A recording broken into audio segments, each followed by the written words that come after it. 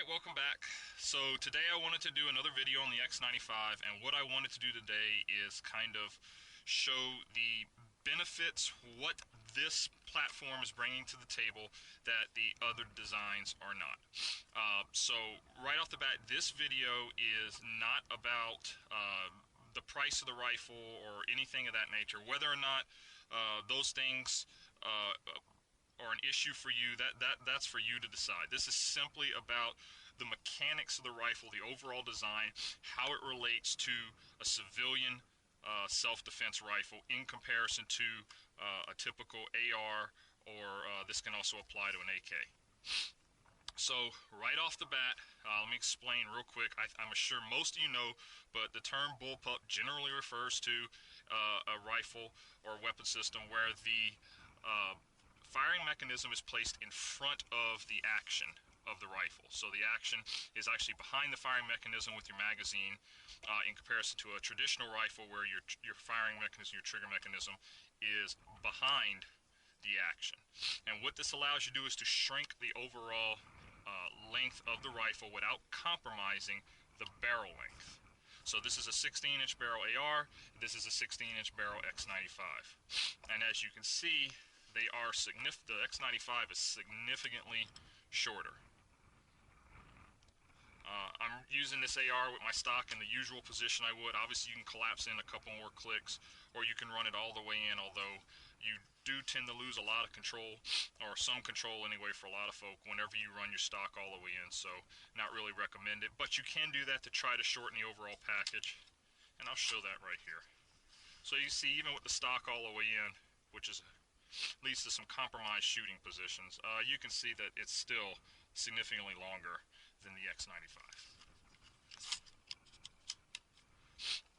Alright, so what does that mean for the civilian shooter? Basically what this means is you can get a rifle with the same overall dimensions, essentially, as a short barrel AR running about a 10.5-inch barrel, or a AK type pattern weapon such as like a Yugo PAP. That's roughly the same, with a stock of course for the PAP. That's roughly the same size as the X95. So without having to worry about any legalities, whether or not it's legal to have an SBR in your area, the legalities of who has access to your NFA items, the legalities involve crossing state lines, all these other things that go along with NFA items, including tax stamps, so on and so forth, you have no worries with this. This is a standard rifle, purchased and transported just as you would any other standard long gun. So I think that's a big advantage from a practical point of view when we're talking about civilian use. Additionally, some will say, well, you know, I can get my AR pistol or AK pistol, and yes, that's true. However, transporting those weapons is going to be the same as transporting a handgun. You need to understand the legalities involved in your jurisdiction. In fact, maybe that might actually be a less restricted item in your jurisdiction. Typically, though, transporting handguns seems to be a little more problematic than transporting long guns. Just understand, though, that that is a handgun, and the legalities of a handgun are going to go along with it, to include the rulings from the ATF on how to actually use AR or AK type pistol with a buffer tube extension in the arm brace or something like that. So I'm not going to sit here and play lawyer with you, but that is for you to decide on how you how you feel about that, whether or not you're comfortable with those restrictions that come along with that. With this platform here, no worries. This is a rifle. All right. Secondly, in addition to having that overall length shortened without compromising the barrel length, what that also allows is a full-length barrel, or in this case a 16-inch barrel, standard length barrel we'll say these days. So your ammunition available on the market, the vast majority of defense and even some of the cheaper ammo is going to work just fine out of this barrel length. So you're not going to have some specialty loads that you use for defensive purposes that are tailored for the shorter barrel lengths. And now, while I do recommend using premium ammunition of whatever for whatever needs suit you in your rifle, the fact of the matter is standard ball ammunition, standard XM 193 and other less expensive rounds like that will achieve sufficient velocity out of the 16-inch barrel to fragment out to any practical distance for civilian application. The same cannot be said of the really short type of ARs and whatnot. Okay, so having said that, that is a huge attribute in my personal opinion for the bullpup. The other attribute that comes in with the shorter overall length, obviously, is the handling characteristics. So what we're going to do with this video is we're going to kind of demonstrate some of those handling characteristics, how they relate to this full-length rifle and a handgun, as well as address some of the concerns I've heard some folks say about this design, and to show maybe, for some anyway, that there really isn't much concern there, but I'll just demonstrate some of it just so you can see. So if you were wondering about things like left-hand operation, reloads, and other attributes like that. In addition, we'll highlight some of the strong points, such as one-hand shooting, use inside of a vehicle, and also we'll show a couple of the cons that I found. There's not really that many that really, in my opinion, is a big downfall for civilian self-defense type applications. Again, this is looking at this from the point of view of civilian self-defense, not three-gunning, not varmint shooting, civilian self-defense, and I guess you could also tie this in possibly to law enforcement, although typically most agencies, due to budgetary concerns as well as training, due to most guys coming out of the military, are going to be running an AR platform, and that's fine. But that's what I want to do with this video, and that's what's coming up. Issues I've heard people talk about bullpups is slow reload. I don't really find this to be the case, at least not with the X95. X95 is an ambidextrous magazine release located just forward of the trigger, much in the same manner as an AR. You can hit it with your trigger finger, index finger of either hand. So fully ambidextrous, and the bolt release is located, go ahead and lock this open. Bolt release is located just behind the magazine and is ambidextrous as well. So what we're going to do is we're just going to be up on target. We'll get the, with the bolt lock back, we'll attempt to press the trigger, and of course we're going to get a mushy trigger because we're out of ammo. And then we'll go into conducting speed reload. I have a magazine on just a standard little belt carrier on my side, so nothing fancy, just what you would normally carry if you happen to be carrying a reload for your civilian self-defense rifle. And again, I don't think that reloads are all that important, speed reloads anyway, in the conventional sense, for civilian self-defense, and really, quite frankly, for most real-world application. I don't know, to my knowledge, or I've actually seen a speed reload conducted, particularly with the rifle, where it was necessary or had any real outcome on the event. But nonetheless, some people put a lot of faith in such things. So we'll be up on target. Oh, one thing I should mention is your magazines may or may not drop free. What you can do, you can give the weapon a sharp flick while you have the magazine release to press, and often it'll eject your magazine. But personally, I prefer to pull the magazine out, and actually that goes for even a lot of ARs in real world conditions. Once the mag well gets dusty, or your magazines start spreading at the feed lips, or other things like that that you may not notice until it's too late. Oftentimes magazines will be hung up in mag wells, and so pulling the magazine out is a more positive method, where essentially it's always effective as opposed to usually effective. So I'm going to remove the magazine. You'll see me remove the magazine with my non-firing hand and draw my spare mag. So, alright, so bolts locked back, up on target. We'll get our mushy trigger, and then we'll go into speed reload.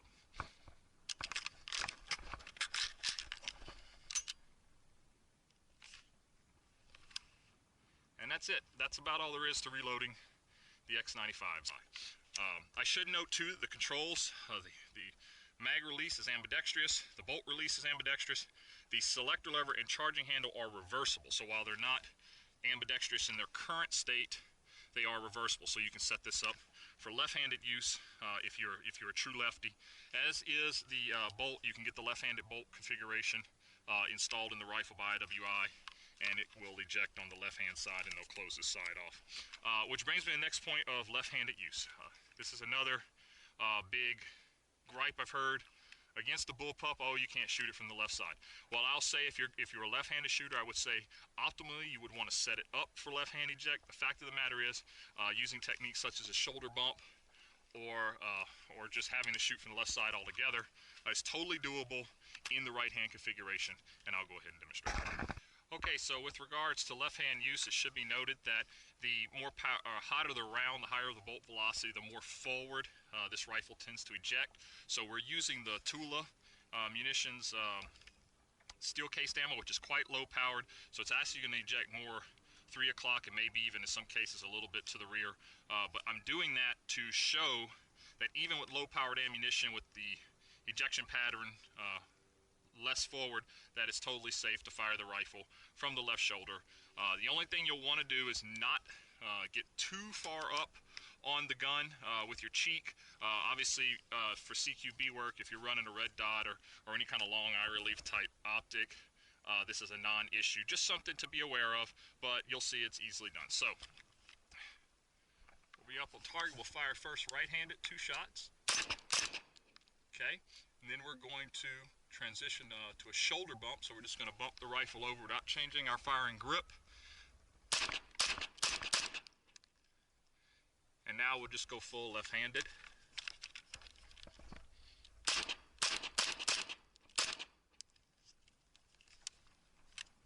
Okay, so as you can see, there really is no issue. You may feel a little brushing of shell case across your chin when you're in a full left-hand configuration or something like that. But it's nothing to be worried about. Okay, while we're on the subject of some of the pros are using this as CQB fire for left shoulder, I also want to demonstrate how the one-handed use of this weapon it's very easy to use one-handed and compare it to conventional designs. So with the weapon on my shoulder here, you can see that if need be, I can actually reach out and actuate a doorknob without taking the gun off of my shoulder. Okay, and that's having the gun on the shoulder. Obviously, if we go to an underarm type position, we get even more standoff that we can use. Holding the weapon in one hand is extremely easy, even though the weapon is a little beefy feeling when you first pick it up. Once you get it up here in your shoulder with that weight to the rear, it's very easy to keep the weapon up at one hand and operate things such as doors and whatnot, or a cell phone, and we'll show that here in just a second. So here we are here at about a typical across the bedroom type distance. As you can see, I'm going to go ahead and keep my hand out here so you can see it, but if I had to be on a cell phone, I could actually have the weapon up, light on target, ready to fire, and of course we'll go ahead and show that real quick. Okay, no issue. And then we'll also show that you can do this moving if need be.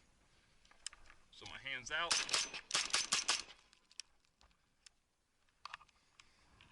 Okay. Now obviously you are going to lose some recoil control if you try to shoot rapidly, but for close range work you can shoot and move one-handed, no problem. Another thing to note is when you're using a light, particularly in the outdoor setting, and you can't just kind of shine it at the ground and light up the whole room, you actually have to get your beam out and on something. It is a lot easier to hold this rifle up and keep that light orientated downrange at nighttime, or for whatever reason you have to hold a hallway or something like that. You can keep this weapon in your shoulder for a fairly long period of time in comparison to conventional designs, where after a while you start getting tired, you start kind of things start kind of lazying down towards the floor and arms start kind of tuck in, and oh gosh, it's getting heavy, right? So this weapon you can actually keep up and on target for quite a while. You can scan with your light, keeping it up because of that weight rearward design, and I think that is a big plus for typical CQB type operations. Okay, while we're on the topic of one-hand use, we'll talk about should your primary arm be disabled. Of course, obviously this weapon can be brought up left hand only. And again, because we can keep it up one hand, are you going to be the most accurate doing this? No, but naturally it can be done. This would be quite difficult to do with your regular conventional rifle. As you can see, I'm holding this with my left hand only, my non-dominant hand. That's actually out away from my body, almost pistol-like, and I could keep this weapon up. So again, another good attribute, should you have your primary arm disabled or whatnot, you can switch over to your non-dominant hand and actually move and shoot with this. And we'll show you can actually shoot fairly accurately from a stationary platform here in a minute. Okay, so we're about 25 yards away from our steel. We're going to put a couple shots on target using one hand. We'll try to cluster them in the upper chest there, just to show that you can fire this fairly accurately one-handed. I would say about as accurate as most people tend to shoot with a handgun. Not everyone, but a good portion of the population. Just to show that you can accurately employ this thing one-handed. Now, yes, I know we're kind of close to the steel to be shooting out of it rifle rounds, but I haven't found this to really be an issue with good quality steel angled properly, and we are wearing some mil-spec rated eyewear just in case. Okay, so one hand on the gun.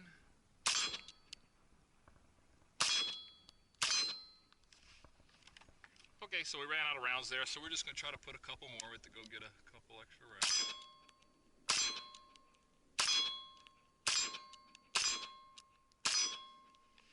Okay, let's go ahead and try for a headshot, since we accidentally made one there.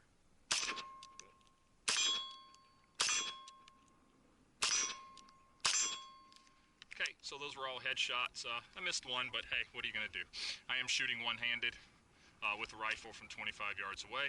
As you can see, we clustered them in the chest there. About as good as most people could do slow firing their pistol from this distance.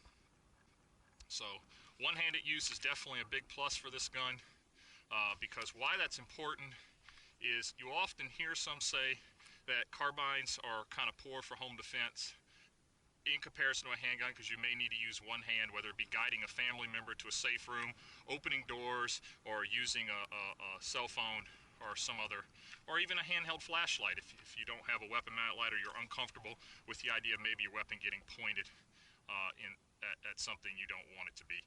With this weapon here, one-handed use, whether it be flashlight, cell phone, opening doors, guiding folk, it's not an issue.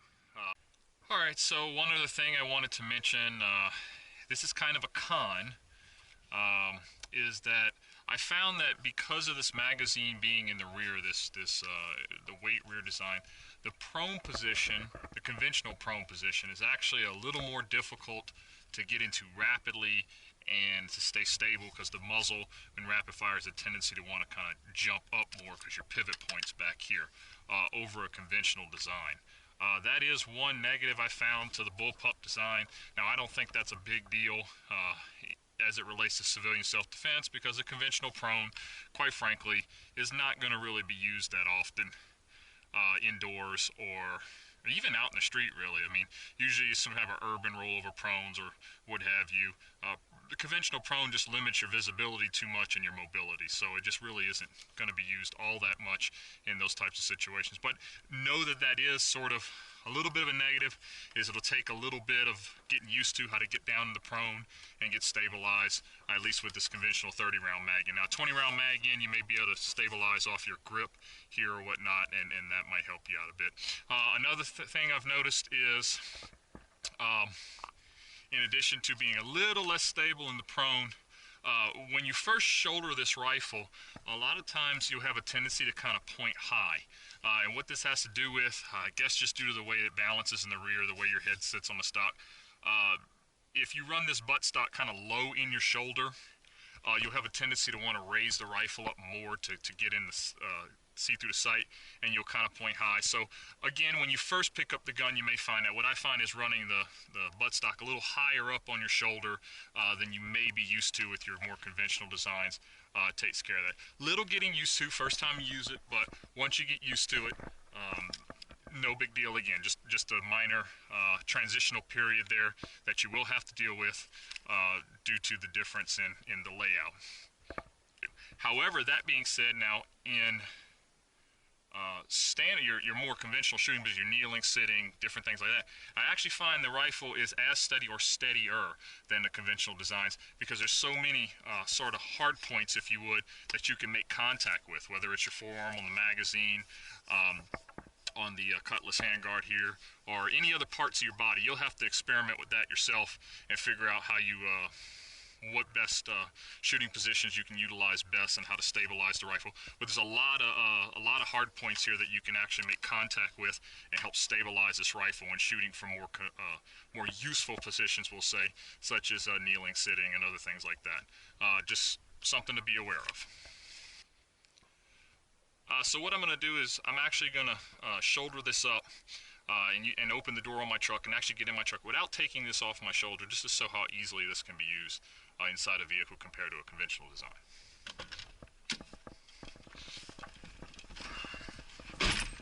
Okay, so you can see I kept the weapon on my shoulder and I haven't actually taken off my shoulder. I was able to get not only in the truck, but you can see I have a full range of movement all the way 180 degrees without shifting the rifle.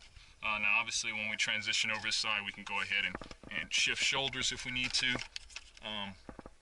But you can see that I don't need to take the rifle actually down off of my shoulder.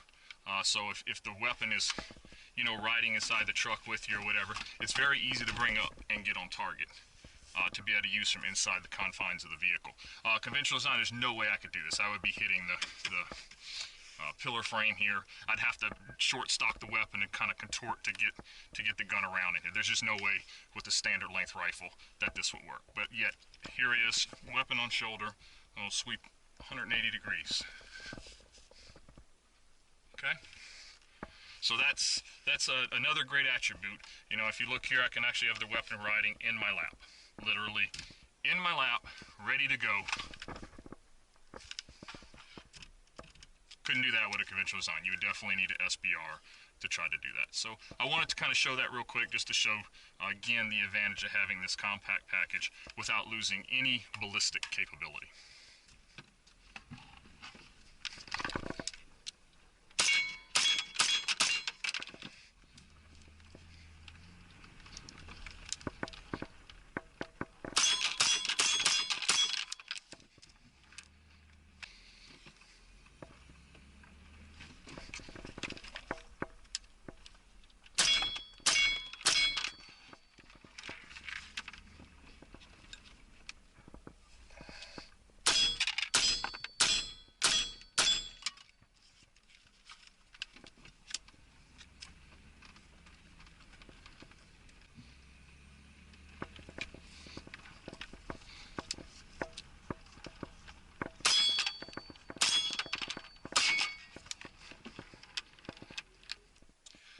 To try to sum all this up, guys, I know this video is probably longer than most people are going to watch, but sorry, I can't put all this information into just one little short snippet.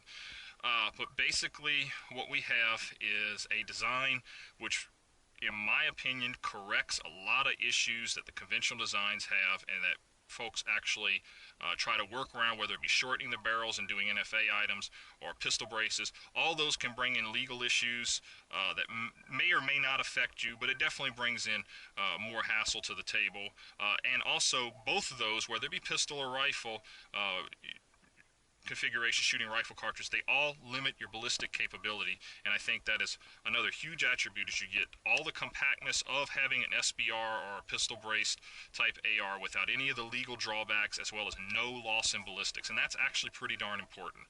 When we think about what we actually want the rifle to do if we need it, if we go into harm's way, effect on target is important. If the rifle has limited effect on target, then what's the point? So we're getting maximum effect on target without compromising, without compromising. For the most part, nothing that applies much to civilian self-defense anyway. All right, guys, I hope I didn't miss anything. Let me know what you guys think. Please keep your comments professional, and I'll see you next time.